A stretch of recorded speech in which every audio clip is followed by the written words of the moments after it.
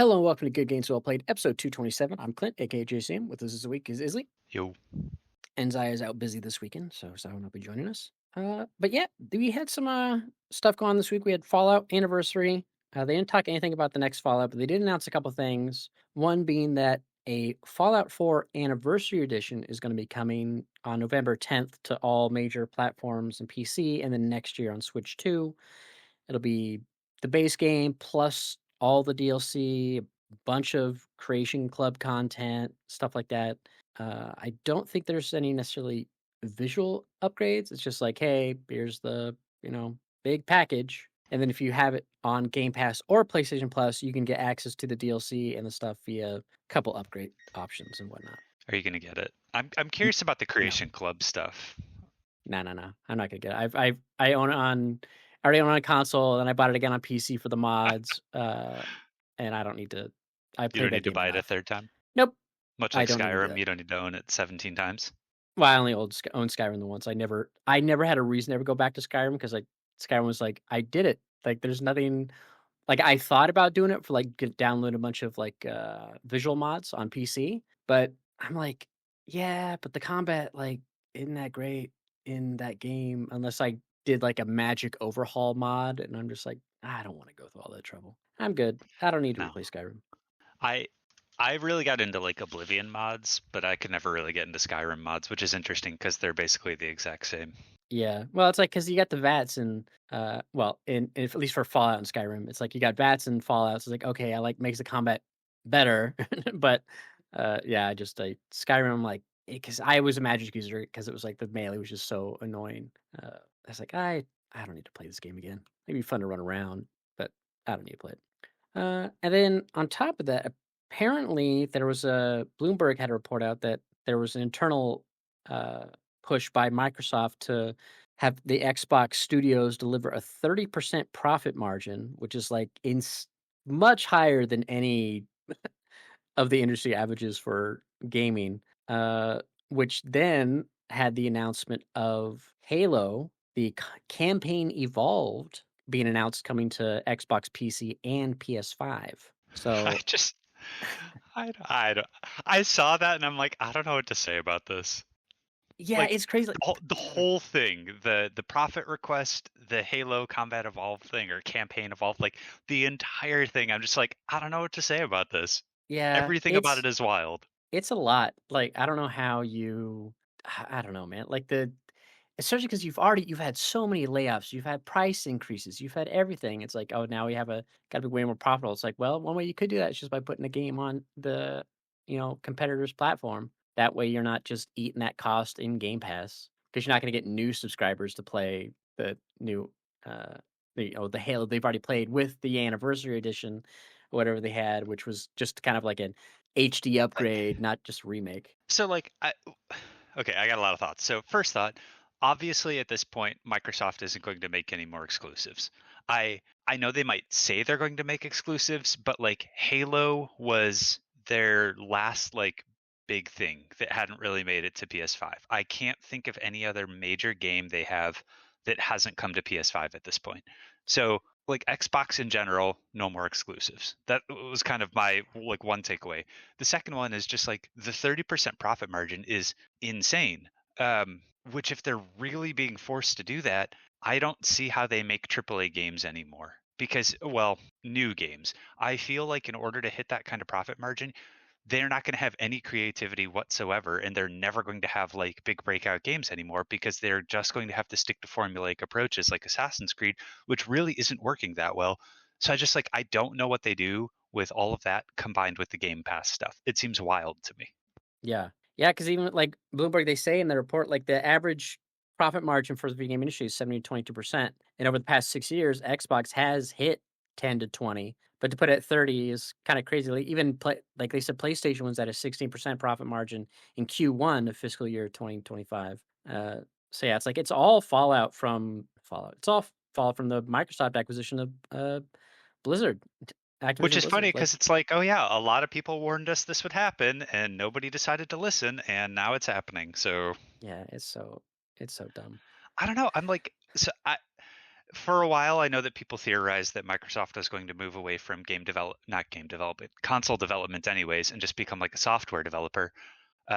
I know that was like the original thing of Game Pass. Of like, imagine if you had Game Pass on PS5, so that you could Mhm. like steal slash get some of Sony's revenue by trying to get PlayStation customers and Sony customers to pay for a Xbox Microsoft subscription. But with like the software cost issues they're having and game development costs skyrocketing, it almost feels like I don't know, Xbox needs like a major overhaul. I don't know what they do aside from like stop game development. Yeah, what's weird too is, like, I could see playing like, I haven't got the Gears of War remake that they put out, um, on PS5, and then maybe at some point, like, if it's on sale, I'll pick it up because I never played Gears. Like, I played Halo 1 way back, on OG Xbox, not through the whole campaign, but some of it because I didn't own an Xbox, it was a friend that had an Xbox. Like, I can see playing this on PS5, but I'm also like, "Okay, unless your long-term plan is to then put every other game on the platform, what is the point?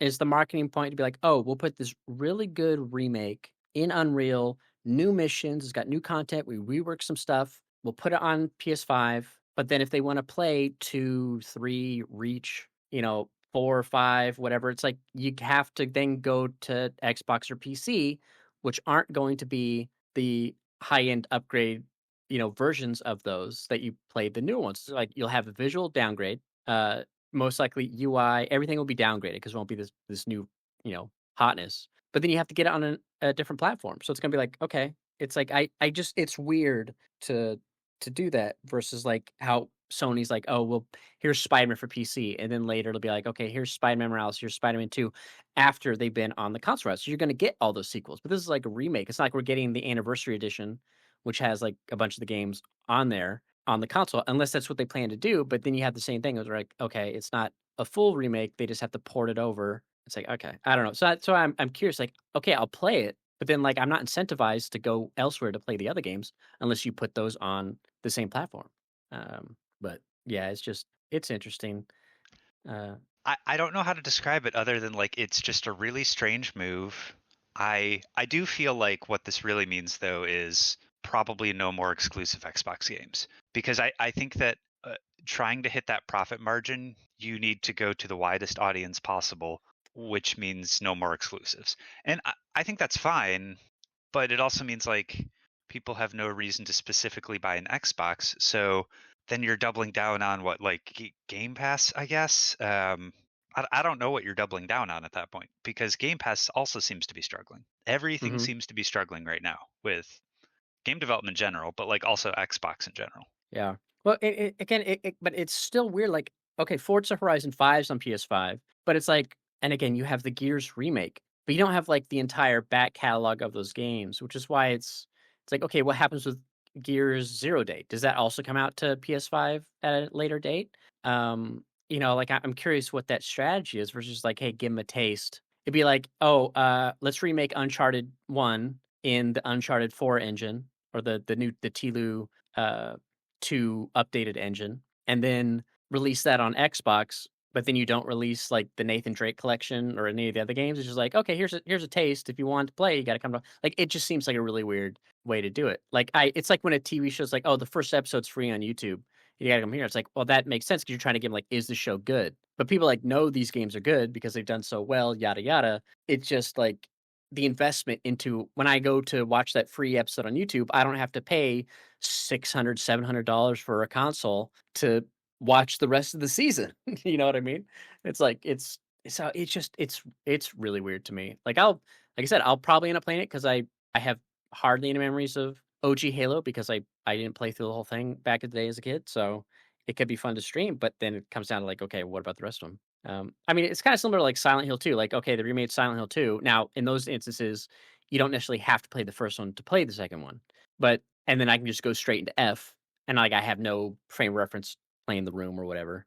Um, so it's like, okay, I could do that, like, that's okay because 'cause they're kinda separate, I but I do think yeah. it's what you said though, is that like Silent Hill 2 is not at all close to Silent Hill. I mean, Silent Hill 1 Silent Hill 3 is a sequel to Silent Hill 1. Silent Hill 2 was totally separate. So remaking Silent Hill 2, one of their like more famous games that had a totally separate storyline, kind of made sense. Same thing with 4. Like there's no connections. With Halo, I mean, you have connections between most of them with the exception of like Reach and some of the offshoots. So, yeah, I don't know. It's Yeah. weird. I do feel like they will bring over I feel like the Gears one was them trying to see if they should remake more games. And maybe it did sell it enough that they're like, oh, we should port over, Halo and other things. And I do feel like they will slowly start releasing all of their major games one by one as like re-releases to kind of bring in cash. That's kind of my prediction. Yeah, I'm curious, like, again, how much dev time does it take? Like, is it you're working on the next mainline Halo, and are you dialing into some space station over there? What are you doing? I was mixing stuff. I forgot to mute myself. But like, yeah, if is it are you just doing it because you got to keep people busy while you're working on the next thing, or because yeah, it's like they didn't really talk about the future of Halo, at least it didn't sound like it, but it's like Halo's in such a weird spot, and we talked about that guy that left had that ominous departure message that you can't talk about. So it's like, yeah, I don't know, Well, and I also think that like one of the big issues with Halo is Halo was Microsoft's biggest franchise. Like kind of right? what started Xbox. Yeah, And I feel like the general consensus with Halo has been that they have absolutely butchered the Halo name because none of the like recent games since Bungie and everything, but like none of the recent Halos have really gotten nearly as much fanfare. They've all had like major issues of like either the story is great but the multiplayer sucks or the multiplayer is great but the story sucks. Like none of them have captured or recaptured what they kind of achieved with Halo 2 and Halo Reach and Halo as well. Like none of them have done what the first few games did, and maybe this is them trying to like reinvigorate the series so that they can kind of like try to get back to that. yeah, I don't know, man. It's weird. Like it's not like they said like, oh, all future games in Halo and Gears and Forza will all be on PlayStation. But it's like for in the case of Forza, like that could be because it's like you don't need to play the previous ones to play the Horizon 5. But uh it could be like, yeah, it's just the one first of the flagship because we're remaking it. Like if they weren't remaking it, it'd be like, okay, whatever. But like I just don't it's a weird move to put the dev time into port the other stuff if you're not already doing a remake like RE2 and RE3 style. So, yeah, I don't know, like, what the strat is. Like, it must just be easy because, like, "Oh, we're gonna do this anyways for our fans. Let's just port it just to make more money." And it's like the dev cost isn't that much to do because we already have internal PlayStation development because of the teams that we acquired that were already making games on PS5. So it's like it doesn't take us too long to know how to adapt to the platform. It's not like they're that different nowadays, you know what I mean? So yeah, I don't know. It's interesting. We'll see how it goes. But yeah, it's I don't does it have a release date? Yeah, I don't recall when it here's PS5 version will be released any date, blah blah blah. Okay, yeah, this and that. But when is the release date? Whatever. Who knows? It'll be at some point. But anyways, yeah, interesting stuff. Like I said we'll see what happens with the franchise in the future. But yeah. Moving on. The good news for Borderlands 4, apparently it generated the highest launch month in sales of any title in the franchise in history. Now I'm curious what percentage of that is related to the game costing more than previous titles as well. Like if you were to say like, oh, it did X percent better than, any other Borderlands, like Borderlands 2 most likely being the highest one. But what percentage of that is because it costs more than Borderlands 2 cost at, its own price. Um, so I'm curious what that is, but at least hey, it's because they don't I talk about mean, numbers. the cost They is like 15% higher, but still, that means that if there's like a margin of error of like plus or minus 15%, it's still like really good sales. I'm kind of surprised by how well it sold because I feel like the fanfare around it died off really quickly. I actually thought that the probably like wouldn't have had as great of sales, so that's kind of interesting to read or hear. Yeah, and it is only the US sales because this is Circana data for the game, not necessarily, global data. So, but the US is a huge market, of course. But yeah, it did more. But yeah, obviously, yeah, it launched at 69.99. It had a deluxe edition at 99 and a super deluxe at 129. Um, where Borderlands 3 was 59. So it's like, okay, you had just $10 cheaper, but and it because again, it doesn't talk about units. sold. It's just total revenue. So, but yeah, I'll be yeah. I mean, good for them. Like people are playing it, which is good. Like I said, I'm enjoying playing it when the times I do hop in with my cousin. So good times. A lot of funny character dialogue as well in that game. And then yeah, No Man's Sky's latest update, Breach, has finally gone live. This is the one that we talked about previously, where they're adding space wrecks to explore, and you can leave like your ship to go explore these space wrecks. So it's live. I downloaded the update the other day. I haven't done anything. I haven't played any of the recent update stuff for No Man's Sky. Anytime I hop in, it's just always trying to figure out, okay, what mission am I on? Okay, how do I launch my ship again? Like learning the controls every time I hop in there. No Man's Sky is kind of tricky to come back to after a while. I feel like every time I come back, I have to restart the game because I just don't remember anything about it. Like controls, how to survive, like what I'm looking for. I just never remember anything about it. And then the game always changes just enough that it makes me uncomfortable. Mhm. It's like a good Yeah. way to come back, but yeah, that game throws me off. No. And then yeah, that's pretty much it. The only other small stuff was some games are coming off PlayStation Plus Extra in November. Nothing necessarily huge. Battlefield 5, some Digimon Survive, Football Manager 2024, Like a Dragon Ishin's coming off, Synapse, Travis Strikes Again, Ultra Jake Hunter, Daedalus: The Awakening of Golden Jazz. What the hell is that game? But those are coming off. But then of course the October games for Extra are Silent Hill 2, Until Dawn, V Rising, As Dusk Falls, Yakuza Like a Dragon, so, you're getting another Like a Dragon game at least, and then Wizard with a Gun and, Poppy Playtime Chapter 1, but, yeah, not too bad for what's leaving versus what's, coming in, so no worries there, and then I did see an article, we don't have to go over the whole thing, but, like, a Japanese teacher that was teaching English, as a second language, using PT, having the kids, like, play PT and God, and that's doing it. so fucked up. Yeah, it's like, "What?" Okay. But What? yeah, weird article. But yeah, that's pretty much like I said, not too much. Just the Xbox stuff with Halo is kind of the big one, and there's like leaks for Battlefield, but I'm not gonna worry about that until it actually goes live. Stuff for the battle royale and whatnot. So I'll wait till that hits. There was some hoopla over a season 1 skin that was like kind of blue camo, checkered camo, blue, but then it had like a blue face mask that had like some teeth fangs on it, like versus a skull, which is typically what you might see. And people are like, "Oh, this is the beginning of the end," like these weird doomsayers for Battlefield. I'm like, one, it's not a crazy Call of Duty costume. Like it's just blue camo. Now, yeah, they could make the blue a little less bright, but it's not like, oh, they're going the direction of Fortnite now because they got blue fucking camo. It's like, no, it's just blue, and you don't have to wear it. Like, I don't Wait, get what the problem is. Didn't didn't one of the Battlefield games have the option to like turn on or off skins, or was that Call of Duty that had like the ability to toggle whether or not you could even see someone else use a skin? I don't think I thought any competitive shooter has had that option to turn off skins. Because that's something we've always talked about. Like, it'd be great if they do it like with the RSE on FF11 on Xbox, but that was a performance thing. I don't think they've ever allowed skins to be turned off because it would negate why people typically buy the skins is so other people can see the skin in a first person shooter at least. So yeah, I don't think I've seen a game where they've allowed it to be turned off, but that would be a nice feature. Essentially, just mute. It's like muting someone on social media. Like, just I I don't mean, need to see your skin. yeah, for like I Yeah, don't because know. they've like For games yeah, where you don't necessarily want the immersion breaking, you could do that, and then it's like where you don't mind the immersion breaking, you can turn it back on. But it would be kind of like a middle ground. Maybe yeah. we've talked about it so much that it's in my head as like a thing that people do.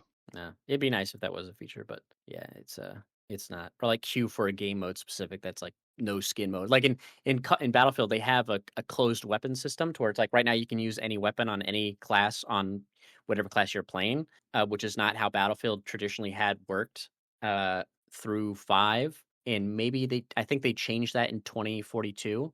But like all Battlefields previously were closed classes. Like you SMGs were for engineer, LMGs were for uh, the support class, and then medic had like usually semi-automatic rifles and whatnot. But yeah, they make it so I can open weapons. But there are playlists that you can queue for that are like it'd be conquest, but it's conquest closed weapons. So you have to use your classes. It's like the hardcore can still queue to the whatever they want and be like, or you can set people have servers. They can set up their server to be like, nope, closed weapons. You got to use what you got. versus like people using sniper rifles but not playing recon or something. But yeah, it'd be interesting if they could do that. But yeah, other than that, like I said, not much news. So let's go ahead and just jump into what we've been playing. We'll go ahead and start with you because I'm sure you're still playing Silent Hill F. I Have you finished I it? am. I did finish it. I beat it one time around and then I did like the Right. replay of it. So I beat Yeah. the second replay.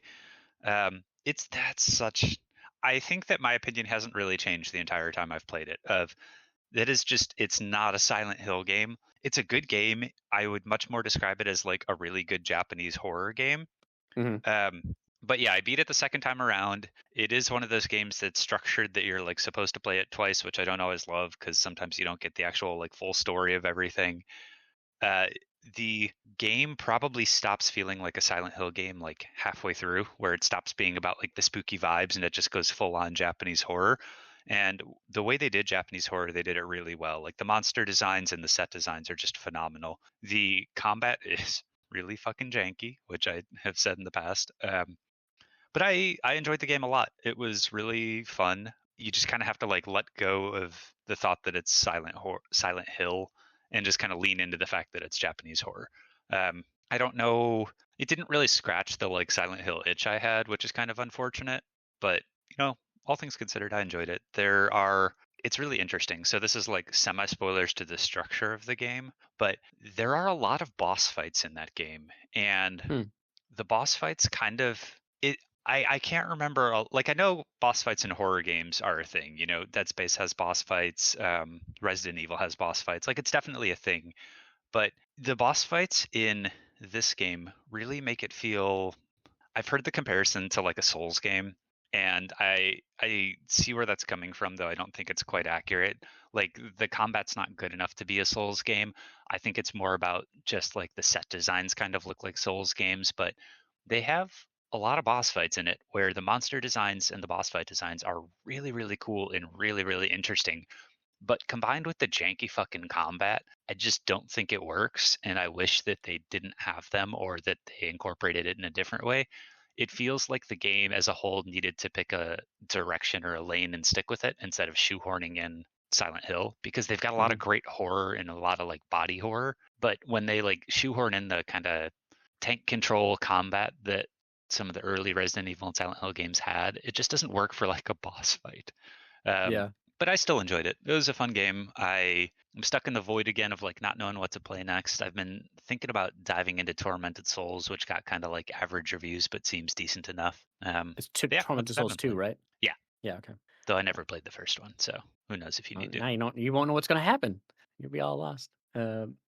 Yeah, I haven't played too much. I did start the Lake House DLC for Alan Wake 2. I streamed it on Thursday. It's like, you know what? I'll have it. I'll come back. I'll start streaming. It's been like a month. I'll do that because at least it's a shorter experience. I talked about doing that on the podcast last week. Um, I'm not too far in. I'm like, one stream session into it. But yeah, it's fun to be back in that world. Like with the, just the whole Alan Wakiness of it. And like I'm not sure when it takes place. I feel like it has to take place after the events of Alan Wake because the main did you play the Lake House DLC? I'm scratching my head of like I honestly can't remember. I thought I played all the Alan Wake DLC, but I don't remember. Is Yeah, the Lake so House one the Control-esque one? yeah, where you're the FBC person going to the lake house. Yes, I did play that. Okay, yeah.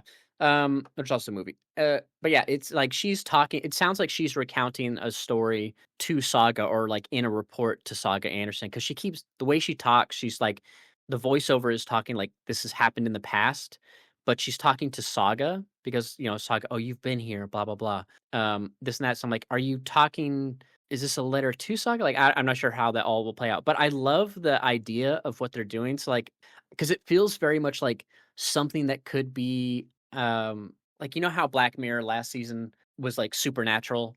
I feel like it feels like it could be sort of a sci-fi supernatural Black Mirror episode because essentially it's about, and again, this happens like right in the start of the game, so it's not like a spoiler, but like for the first couple of hours is they are trying to use essentially AI to recreate Alan Wake's writing style good enough that the darkness at the lake will attach itself to it, and they can use it to manifest things and, like, gain control of that para-utilitarian power that Alan Wake has.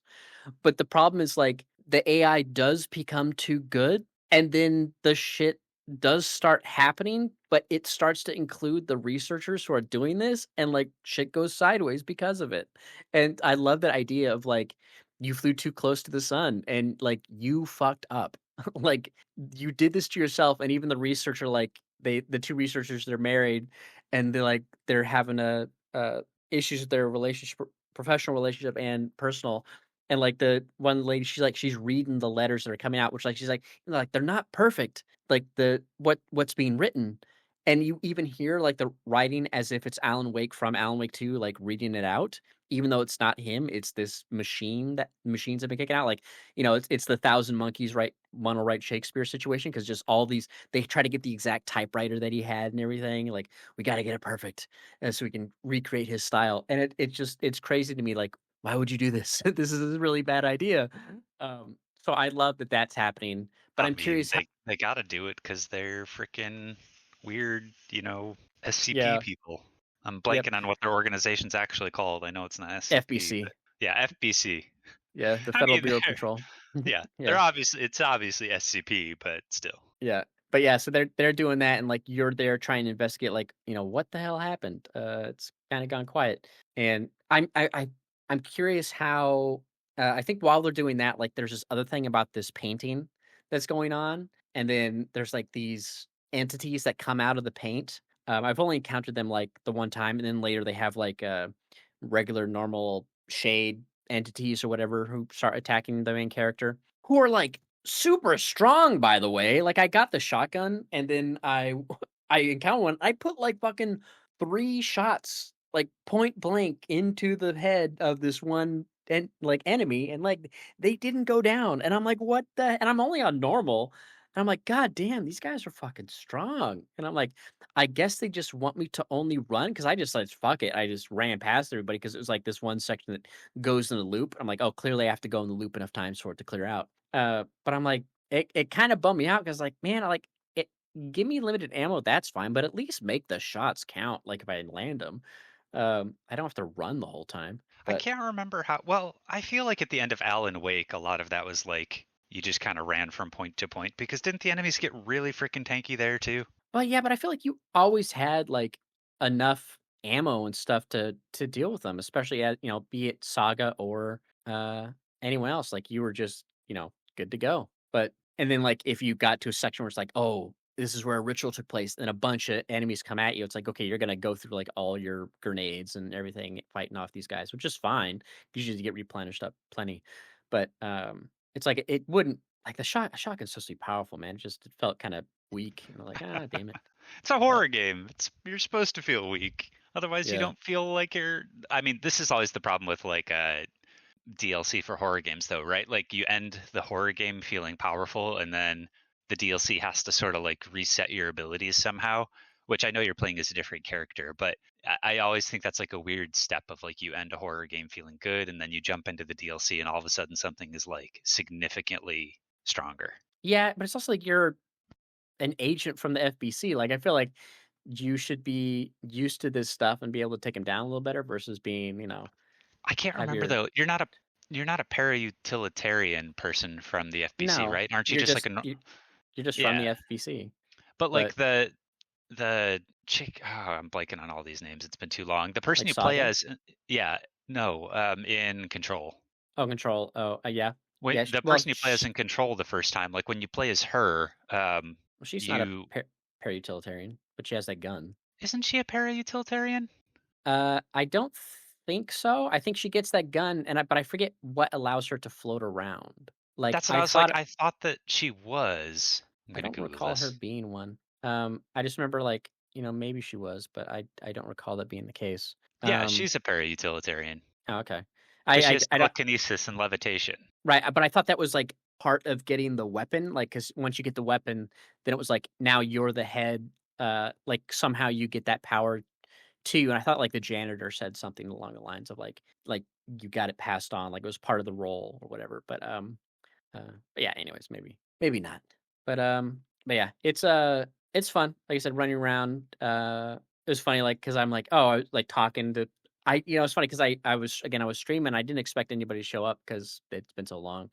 But yeah, I had some, regulars show up and was chatting with them, so I was like luckily, it was only light puzzles in the beginning, but it was very, like, I'm like, okay, they do the thing where like what you need to know is bold and like is you had to put in a date in a computer or a passcode. I'm like, okay, well, these numbers are bold. I'll just put them together. It's very Lorelei and the Laser Eyes. Like this is easy. So even though I'm distracted by streaming, it didn't necessarily, lower my ability to solve the puzzle. But yeah, it's fun so far. I'm looking forward to get back into it and play some more of the. I don't know how long the DLC Did is. you did you play the other DLCs, or did you? Is this the first one? No, that's the only I bought them. They were both on sale, the upgrade to the deluxe edition or whatever, so I'm not probably won't play Night Springs immediately because 'cause I'm like, that's kinda just like, not like a horde mode, but, like, it's just like a little it's like, Mercenaries, I guess, from Resident Evil. I'm like, I don't really there's no story there, from what I recall reviews being. So, like, I don't need to necessarily jump into that, where this is like, this is a really cool, story DLC, which I wanted to do. So I was like, "Okay, I'll do this one." But yeah, so I'm doing this one right now. But yeah, other than that, not playing too much else. Like I download a bunch of or like a bunch of stuff got updated Are you on still playing Steam at least. Battlefield? Uh yeah, I have played Battlefield, but like I mean that's just like, I don't have any new war stories from Battlefield. It's like you just, you play Battlefield. I talked it's like not much has changed. Like it's still a fun time. I'm waiting for my cousin. He needs to finish Battle or Borderlands before he plays Battlefield. Because he doesn't want to play 2 games at the same time, and he only has so much time to games. He's like, "I wanna finish Borderlands first." I'm like, "Okay, whatever, for that's fine." But yeah, no, just doing playing some Battlefield every now and then, play a little bit of Oni yesterday and today because I had the home alone with the little guy. So I'm like, "Okay, I can only play something that's easy to do with a mouse."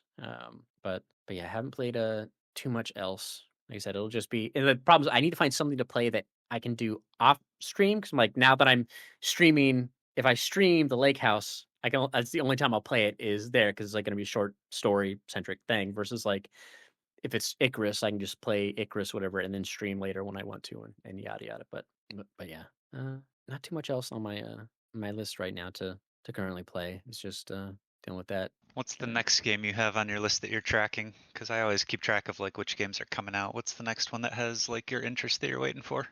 I mean, there's a lot that haven't even got to yet. Like, I keep going back to my wish list on Steam. Like, I'm gonna play Dispatch, but I'll probably wait until Dispatch has at least because it's like I think a new 2 episodes like every week for the next couple weeks, and that will be a fun stream one. So that's probably what I'll stream after this. But Dispatch also seems so far because I didn't realize it was supposed to be a Netflix interactive show that Netflix passed on and they just turned it into a video game. So like there's not too much interactivity. You're kind of just picking the dialogue and there's like little game bits. So I'm like, would this be fun to stream? Because it's just very story heavy and dialogue, and I can't really talk over that. You know what I mean? So I'm like, I'll I'm sure I'll play that. That could be fun to play on stream. But yeah, like I still want to play Cronus New Dawn. But I mean, I want to play Dying Light: The Beast next, just because I want to play like a fun parkour FPS. But yeah, there's like Shinobi Art of Vengeance. I still want to go back and try out. Ninja Gaiden Ragebound. Just yeah, a lot of that. Still Wakes a Deep DLC that was out. Kind of got mixed reviews. Was like, okay, I'll play it at some point. And then yeah, just a lot of stuff that's already come out that I just haven't had a chance to play yet. That I do want to play. But yeah, I don't know when I'll get to them. And then I have a lot of I got like 51 games on my Steam wish list right now. So I'm like, okay, maybe I'll some that's not out yet and stuff that is out that I'm just kind of following to see when it goes on sale. But yeah, it's there's a lot there. Just gotta one thing at a time. Because I'm playing Borderlands. I mean, I'm playing Um, 3 games now, so I'm debating picking up Dying Like the Beast. I know I always say like, oh, I'm debating picking this up, but it seems like it's a short, like tight, well designed Dying Light. So I'm kind of curious about it. I feel yeah. I like mean, I want like a I don't know, I want like a semi horror game that's like a bit actiony that's also like low stakes, which I'm like that actually sounds pretty close to Dying Light. So yeah, maybe I'll because pick it up. I want to play Silent Hill F, but I'll wait. Probably bit because again, I got too much. It's a pretty short game though. Like you could cruise through it. Yeah, and like I said, it could be if I when I finish, when I finish off the lake house, if it goes on sale or something, I could see picking it up. But right now, it's kind of just like, okay, let's see the games I've already got that I can go and play, and it's just kind of like, what am I in the mood to play? And I just needed because again, I still want to play. I'm gonna play Ghost of Yotai, and that'll probably be my off stream game. Once I do that, and then at some point, I'll go back to Assassin's Creed Shadows and play some more of that off stream as well. Yeah, I just got a lot, just because then my spare time is like, okay, do I want to do some Warhammer stuff? Do I want to play some video games? Yada yada, and this and that. Kind of depends on, like I talked last week. Like if I have a show or a movie to watch, usually I'll. And there are some movies I do want to watch, but they're not. I don't want to pay for the rental fee right now for them. So I'm like, yeah, whatever. Usually I'll just watch them if a React channel I do is doing that movie. I'll be like, Which okay. movies are you tracking? Well, You like watched Mickey. Weapons, right? Yeah, I watch Weapons, but like Mickey 17, I haven't watched yet. I do want to Oh, I watch that. forgot about that. Yeah, I do Um, want to watch that. And then there was another movie that came out that I haven't watched yet that I want to watch. I have it on my wish list if I can just pull it up. Like The Long Walk just came out. I want to watch that. Good Boy sounds like it could be fun. Yeah, Long Walk. I forgot about that one as well. There are a lot of good movies out that came out this year. Yeah, I still Um, need to watch Long Legs, which is on sale right now. that one that one was just fine. Yeah, but I want to watch that one. So with that, I still need to see Furiosa. Some point, maybe you'll watch Doom Part 2, Wrath of Becky, Sisu, which is because Sisu's getting a sequel now. So I'm like, okay, we'll have to go back and watch Sisu. I still need to watch the final Halloween movie. Did you watch Black Phone and Black Phone 2? I watched Black Phone. I haven't seen Black Phone 2, which is only in theaters right now. Okay, And Frankenstein, I'll watch that once it comes to Netflix. Guillermo del Toro's that'll Frankenstein. be good. I'm It's in excited about theaters right that. now. Yeah, but yeah, a lot of. I still want to watch Monkey Man at some point. Abigail, American Fiction. I want to watch at some point. Uh, Kingdom of the Planet of the Apes. I haven't watched that yet. So like lots of movies I haven't Dude, you got a on lot my of shit to list. watch. Get to it. Yeah, it's just like I'm like they not going to streaming services, and then like when I add them, like they're like it's like, oh, I could pay to rent Dune. It's like, but well, now I can pay. It's cheaper to rent now because it's been a while. So it's like it's $4 to rent. It's like, but then I need to like, okay, I need fucking 3 hours to be able to watch it. Like, but that'll be a good time to paint or do some Warhammer stuff. While I watch that movie, put something together, maybe paint something. But I think the issue I have with movies nowadays is I have friends that will watch like if I wanted to go see a Marvel movie, I have friends that would go see a Marvel movie with me. And like Dune very specifically, I had some friends to go with, but no one will go see the horror movies or some of those weird ones that I want to see. So I just like don't end up watching them until 2 or 3 years later when they come to streaming. yeah, and like all the movies I mentioned, I would have seen in the theaters if I had someone to see them with. And that would be much easier because now it's like, okay, it's, $10, 12, whatever it is for your movie tickets. It's like once every, couple months maybe over the course of time versus like now I got this backlog on Vudu. It's like, okay, yeah, it's cheaper to rent them, but now it's like it's a different experience to rent it at home and I got to find the time to do it. And it's like this would have been more fun to watch all these in theaters if I had people to go because I used to go to the movies like all the freaking time, especially before kids and whatnot. And I had some other friends who actually lived locally. Would go and see stuff, but yeah, it's like it's tough to go see something like you said if it's unless it's like It's it's tough to find the yeah, time. for me it's like unless it's literally like a Marvel movie, I can't convince people to go see it. Um, Yeah, sometimes or I it's can perfect convince around a like holiday or a birthday. yeah. Sometimes I can convince like watch parties for certain movies. Uh but then it's like, those are still fun. But that's even still hard to like convince people to, especially if it's just like not a common movie. I think I don't have enough people that watch horror and sci-fi, and those are usually the ones that I like want to see most. Yeah. Yeah, that's why I like, a lot of movies. Like, when I said I watched The Whale the other day, like, I wasn't initially not like, I wasn't not interested in watching. It wasn't on my radar, like, "Oh, I should watch this," but, like, a React channel I follow, like, they did it, and I can watch the full movie with their full reaction, and I was like, "Okay, I'll watch The Whale," the other day when I was doing Warhammer, which was a bad idea to paint or yeah, paint Warhammer while watching The Whale. It's like, I can't see anything through all the tears in my eyes, man.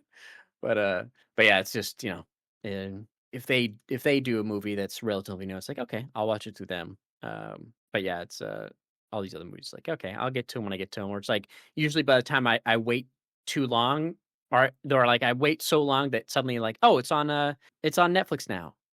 That's how I watch a lot of news. It's like, oh, it's on Netflix. I have Netflix. I'll just go ahead and watch it on there. Like I did that with what was the one M Night Shyamalan movie with the what's his Old, name? not old. Not the beach that makes you old. Yeah. Trapped. Uh, Oh, yeah, that one was fun. That was his, but isn't that his kid that did it? was it his kid? I Yeah, don't I don't know. think that was I M. Night Shyamalan. I think that was his kid's maybe it wasn't. I can't remember. I thought that was maybe his kid's first one though. Yeah, but, yeah, I like that came to I had that on my just, like, wish list, like, "Oh, I put a lot of stuff on Voodoo just to keep track of it, and then I'll, like, you know, later be like, "Oh, this came out on this thing, so now I can watch here." But, yeah, I gotta add a lot of, gotta start adding a lot of stuff to my wish list now just so I can make sure I keep track of it. Yeah, it's just it's tough, but, yeah, other than that, not a whole lot. I said just Warhammer outside of that. I've started to learn about, like, other factions and been watching them, been interested. I'm like, "Oh, I this idea of salamanders, of the Marines, Space Marines sounds like a really cool chapter." I was like, "Oh, they do this, blah, blah, blah." It's like, "Oh, that's easy to do." So I start, like, watching there's this channel that does, like, 40K in 40 minutes because usually a game takes, like, 3 hours or whatever, so they edit it down to 40 minutes, and they have, like, VO and special effects. It's fun to watch. But I'll watch, like, "Okay, what's this faction play like?" So I watch videos of that faction. I'm like, "Oh, that seems cool. I could see doing this faction at some point in the future." And then there's another faction I was watching. It's like, "Oh, the Astra Militarum," which is like the human military of the Empire. And I was like, "Oh, that's really cool because it's very vehicle heavy." And I've been really enjoying painting together vehicles for my Ultramarines.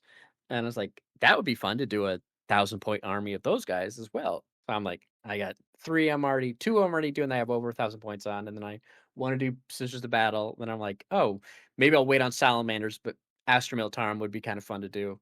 Just have, like, multiple different types, of, play styles and what have you, but, How the fuck do you have room for all this stuff? I mean, I have them. They're on It's floating shelves. I mean, the Marines themselves are like, tiny. damn, dude.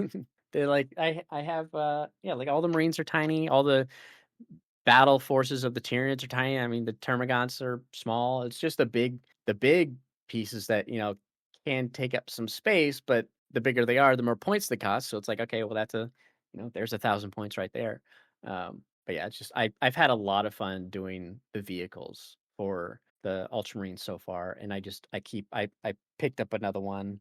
I got to put it together. And then it's just yeah, I'm like, man, I really like the vehicles. I really want to finish the two Redemptor dreadnoughts or the two dreadnoughts I have rather.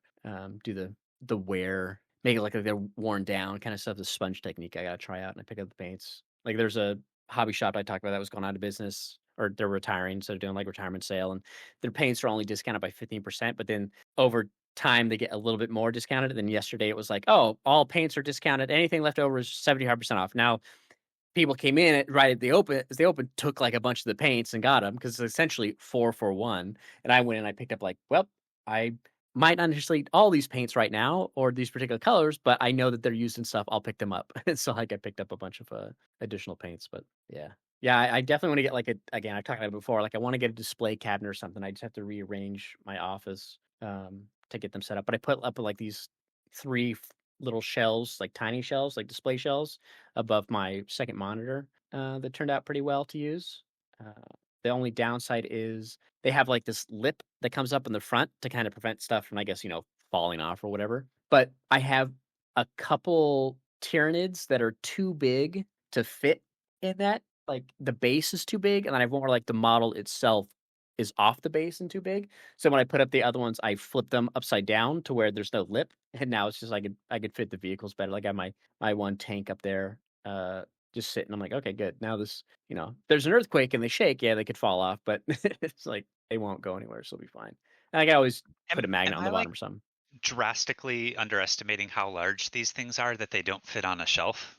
I mean, Like how big are these? it's not like it's not like a it's a small acrylic display shelf, so it's like they're tiny. It's like, 4 inches or whatever. Because I don't wanna put like a 10-inch protruding shelf over my monitor or my PC or anything else because like, now that's way too Okay. big. Now it's just, So it's that It's just like a tiny 4-inch shelf thing. Yeah, it's like it's a Okay. yeah 4-inch I was deep shelf picturing that's like yeah. I was picturing you painting these models that are like over 10 inches by 10 inches or something, like an IKEA size shelf, and you're just like, yeah, it doesn't fit. I'm like, Jesus Christ. How many points is that? No, trying to find my tape measure.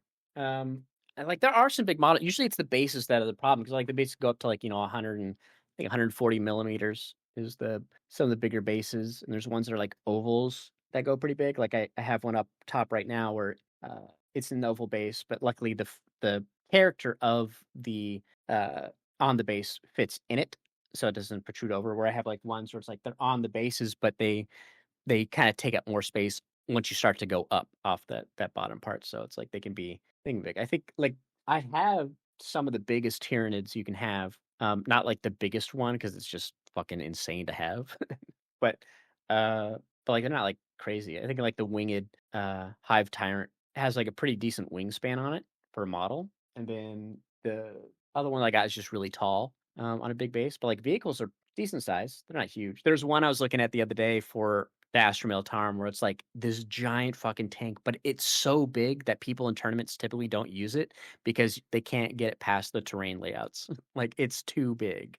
So it's like, yeah, In an actual game, like if you can't get it past a terrain layout, does that mean that like it can't move in like the base game? Or is that just more of like, oh, I can't balance it well, but technically it's still located here? Like how does that it's like work? you technically can't you can't maneuver it through stuff because there are some I believe tanks can go through some walls. I don't know if the tank has to have the ability or if it's like part of the particular like legion you're doing or whatnot. But like some tanks can destroy walls, but if it's like a building, you can't necessarily destroy the building to get through it. So it's like if the layout of that they're using at the tournament is too narrow for that giant ass vehicle because it's like it's an absurdly large vehicle.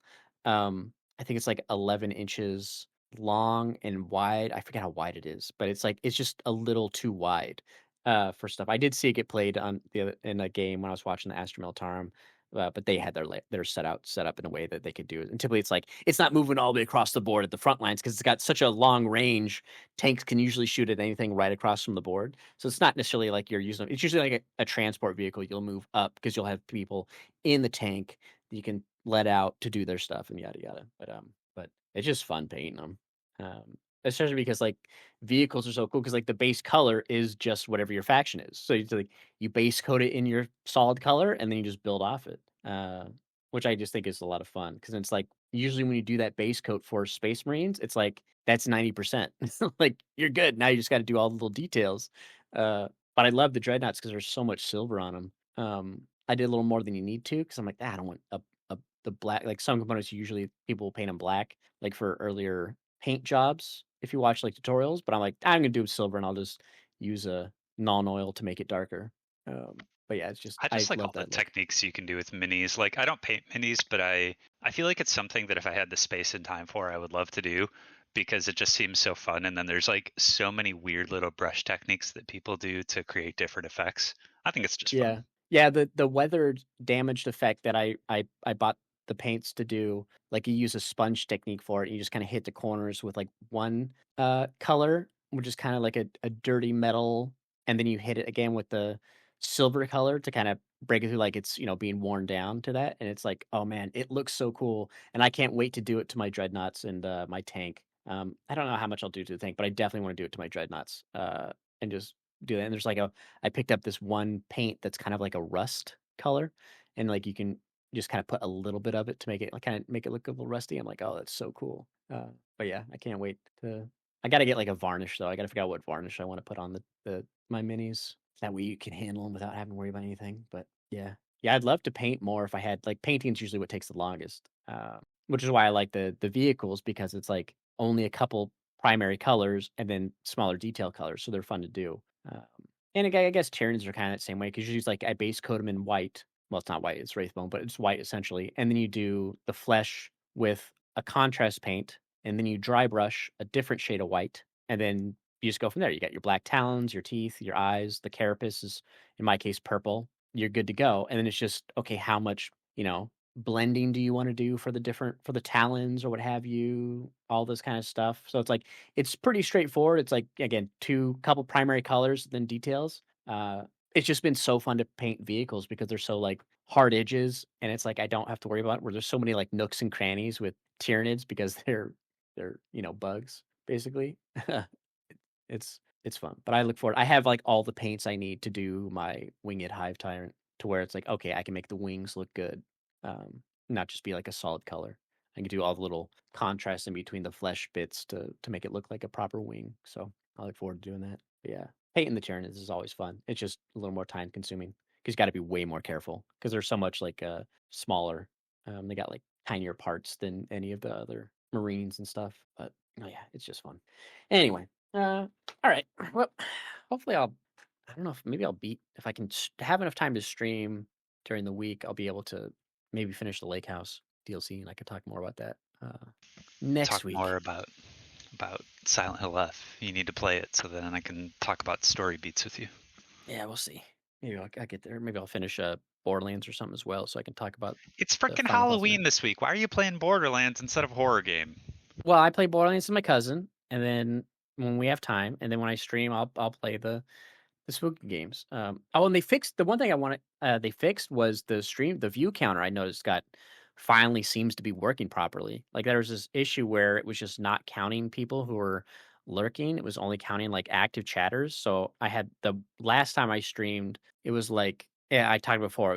It was the number would be low until like one person talked or like you came into the chat and then or my either my cousin did or whatever. But then it would refresh, but then start counting everybody. But like when I streamed yesterday or on Thursday, like, it was capturing the people I could see lurking, and, like, the whole time, like, "Oh my god, it's finally fixed." Because I know there's like, I saw a clip of, like, some bigger streamer where she was streaming, and there was it said she had, like, 600 people watching the video, and she's like, "Okay, anybody who's lurking, I need you to just type an emote into chat and just send it," and, like, it shot up to, like, I think almost 1,000 or 1,000 viewers suddenly, and it's just like it was so weird they messed up, especially for, like I don't necessarily care because 'cause I'm just doing it to do it, but it's also like, okay, if it's getting my views wrong, then I'm way down at the bottom of any channel, you know what I mean?